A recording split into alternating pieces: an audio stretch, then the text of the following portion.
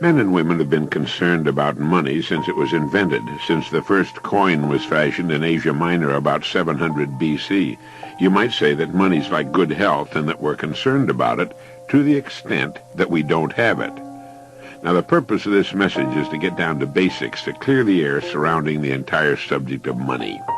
To do this, I'm going to have to get absolutely elementary, and while you may already know most of the things I'm going to say, I think it's important that we remind ourselves just exactly what money is all about, how much of it is enough, and how to earn the amount of money you need to live the way you want to live, now and in the important future years. To begin, let's get rid of the old myth, once and for all, that money is bad or unimportant. It is not bad, and it is important, vitally important. It's just as important as the food and clothes it buys, the shelter it affords, the education it provides, and the doctor's bills it pays. Money's important to any person living in a civilized society. To argue and split hairs to the effect that it's not as important as other things is absurd. It's ridiculous. Nothing will take the place of money in the area in which money works, and that's all there is to it. It's very important. What is money? Money is the harvest of our production. Money is what we receive for our production and service as persons, and which we can then use to obtain the production and service of others. We can quite often accurately gauge the extent of our production and service by simply counting the amount of money we receive for it. You'll hear people say, money won't bring happiness. Well, the earning and possession of money has brought a lot more happiness than has poverty. Money is a warm house and healthy children. It's birthday presents and a college education. It's a trip abroad and the means to help the older people and the less fortunate. We're not saying that piling up a lot of wealth is important. What we are saying is that money is important because it's the only reward which is completely negotiable and can be used by everyone. Look at it this way. A diamond is more valuable than a lump of coal. Yet that's exactly what a diamond was at one time. And just as a lump of coal can be transformed into one of the world's most valuable objects, a human being can vastly increase his own value to the world. Now try to remember this formula. The amount of money we receive will always be in direct ratio to the demand for what we do, our ability to do it, and the difficulty of replacing us. A highly skilled human being is worth more money in our economy than a person who is not highly skilled and who can be easily replaced. This is not to say that one person is any better than any other person. Remember that in this message we're only talking about money, nothing else. A janitor is just as important as a human being as a brain surgeon, granted. But the amount of money they will earn will be proportional to the demand for what they do, their ability to do what they do, and the difficulty of replacing them. A person can be trained to clean and maintain a building in a few weeks, maybe a day or two, and can be replaced at any time. The brain surgeon spent many years learning his profession, often at great personal sacrifice and at high cost, and he cannot be easily replaced. As a result, the surgeon might earn as much money in an hour as a janitor might earn in a year. Now, these are extreme cases used to show the relation of income to demand, skill, and supply, and this is as it should be. This is why there are few limitations on a person within his or her company and industry. Their incomes will be in exact proportion to the demand for what they do, their ability to do what they do, and the difficulty of replacing them. That's why the whole idea of trying to get something for nothing is ridiculous and won't work. A top jockey will earn upwards of $200,000 a year, which will represent 10% of the winnings of the horses he rides. You might say riding a horse serves no useful purpose, but the demand is there, useful or not. It's the same with a star in show business. His or her income will very accurately reflect the demand for what he or she does. Now that's why preparedness for life is so important. Luck has been defined as what happens when preparedness meets opportunity. A great opportunity will only make the unprepared, the unqualified, appear ridiculous. For every one of us, opportunities are all around us. Our ability to see them will depend in large part on how well we've prepared ourselves. Now, how do you stack up in this regard? Now, while this may sound elementary, you'd be amazed at the number of people who want more money, but don't want to take the time and trouble to qualify for it. And until they qualify for it, there's no way on earth for them to earn it. It's like the person who wants a good-looking figure but doesn't want to stay on a diet long enough to get it. To 9/10 of the world's population, the average North American is already rich. There's a greater difference between the standard of living of most of the world's population and our average worker than there is between the standard enjoyed by our average worker and the richest person in the country. Our working people have just about everything the wealthiest have, only smaller. They have a home, car, often two of them, radio, TV, savings accounts, debts. They're just smaller. Their food is as good and just as plentiful. Their beds are just as comfortable. Their homes are just as warm in the winter. They have exactly the same amount of time and just as much, maybe more, freedom. Their life expectancy at birth is 75 years. For the rest of the world, on the average, it's less than 60. With only a fraction of the world's population, we in the free world have half of the world's total money. We have more than 2/3 of all the automobiles on the planet. So in talking about money, let's understand that we're already rich as a people. Now, how much do you want as a person? How much money do you need to live the way you want to live, to accomplish the goals you have established for yourself? Most people think they want more money than they really do, and settle for a lot less than they could earn if they went about it the right way. The world will pay you exactly what you bargained for, exactly what you earned, but not a penny more. Do you remember the little poem that goes, I bargained with life for a penny, and life would pay no more? Well, that's about it. We will receive not what we idly wish for, but what we justly earn. Our rewards will always be in exact proportion to our service. If you don't like your income, you must devise ways and means of increasing your service. And this is an individual thing. No one can do it for you, although you can get ideas from others. Your service must come out of you, your mind, your abilities, and your energy.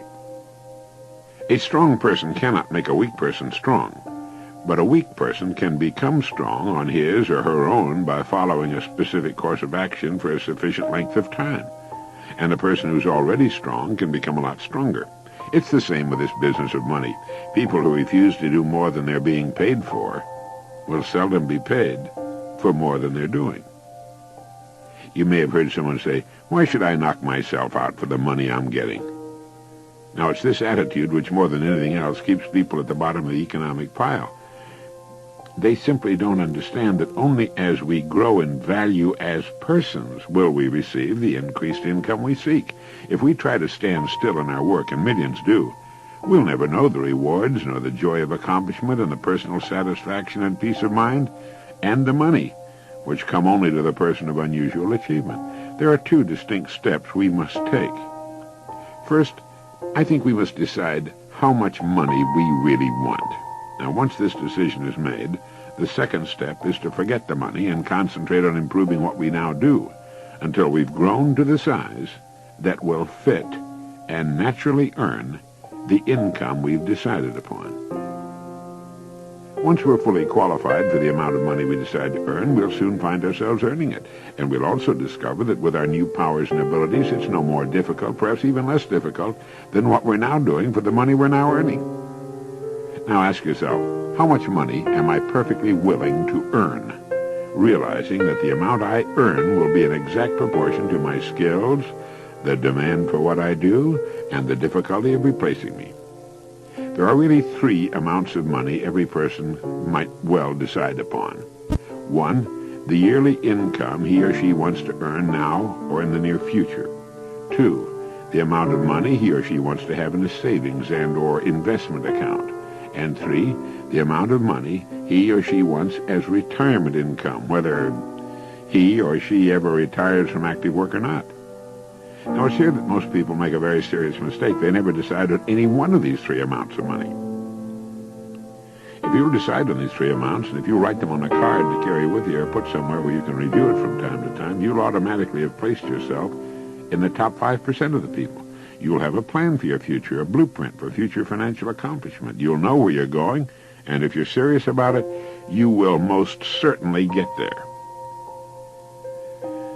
You see, the trouble with people is not in achieving their goals. They can do that. It's in not setting goals that people get into trouble. They leave it to chance and find out sooner or later, and to their sorrow, that chance doesn't work and they've missed the boat. It's estimated that only about 5% decide on the money they'll earn and then grow as persons into the size of the incomes they seek. They thus take their lives, their fortunes, and their futures into their own hands, as they should, and accomplish their goals right on schedule all the years of their lives. You can do the same thing, and you can do it starting right now. I think there are two kinds of people where money's concerned. There are the majority who cut back on their wants to fit their incomes, and there are those free spirits in the minority who make their incomes fit their wants. Now, which is best for you? You must decide that. Ben Franklin gave us the secret to wealth. He said the road to wealth lies in augmenting our means or diminishing our wants. Either will do, but the quickest way to wealth is to do both at the same time. Now, when you write down the yearly income you mean to earn, you no doubt know whether or not it's average for the work you're in or above average. The chances are good that the figure you'll decide upon will be well above average, perhaps quite a bit above average. That's good. Now ask yourself, who in my line of work is now earning that kind of money? If you know, you'll have a good idea of what you have to do in order to earn it. Now, this is exactly how men and women move from the ranks into positions of top authority with corresponding incomes. I have no way of knowing your line of business or work. Regardless of the business you're in, it does need new leaders, men and women, to come up in the years ahead. Everything is expanding, getting larger, getting better, and with the increase in size and scope, the most desperate need is for the dedicated, able person who can learn to lead the field, and to lead others as well. Some of the top executives in the nation today were once accountants, shipping clerks, struggling lawyers, service station attendants, salespeople in the field, sales clerks, mailroom clerks, stenographers, secretaries, mechanics. You can't think of a position from which people have not climbed to the top. Understand what I'm going to say, and it will bring you and yours everything you want. It's not the job. It's the person. It's not your present circumstances which count, but the circumstances you make up your mind to achieve that are important. The only limit on your income is you, and the income you decide upon can be achieved within the framework, very likely, of your present work, industry, or profession where you already have a start and a place. All you need is the plan, the roadmap, and the courage to press on to your destination, knowing in advance that there will be problems and setbacks, but knowing also that nothing on earth can stand in the way of a plan backed by persistence and determination. With the income written down that you intend to earn, spend a part of each day thinking of ways in which you can increase your service, knowing that you have only to manage this and the income will take care of itself. Since the amount of money you want to earn is more than you're now receiving, your part of the bargain is to find ways of increasing your service until the gap has been bridged, and more than bridged. Look at the card with the three amounts written on it. By setting a financial goal, you're demonstrating faith. You'll find that you'll begin to become what others call lucky. You'll begin to get good hunches and ideas. You'll start taking far more interest in everything about your work and your company. You'll see sudden opportunities in your work and environments you've never noticed before. In fact, you'll soon discover you're no longer the same person. You'll care less how others are doing their jobs and concern yourself more with the manner in which you do yours. By your example, you'll inspire others to do their jobs better. Have faith in yourself and the quiet, firm inner knowledge that you can and will accomplish your goals. Know that the answers you seek will come to you in their own time, if only you keep sincerely looking for them. And above all, realize that money cannot be sought directly. Money, like happiness, is an effect. It is the result of a cause, and the cause, in this case, is valuable service. Keep money, too, in its proper place. It's a servant, nothing more. It's a tool with which we can live better, see more of the world, give our youngsters the education they need and a good start in life. It's the means to a happy, carefree retirement in later years. Money is necessary to modern life, but it should be in its place. You need only so much food to enjoy good health. You need only so much money to live comfortably, securely, and well.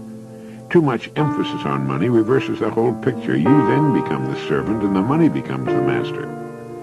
As someone once put it, it's good to have money and the things money can buy. But it's good, too, to check up once in a while and make sure that you're not losing the things that money cannot buy. Every person should know happiness in his or her work and home, and prosperity, too. These things can and should be yours. So play this message as often as you can during the next week. Fix your plans firmly in your mind and relax. Keep cool and calm. Be as serene as you possibly can. You have nothing whatever to worry about.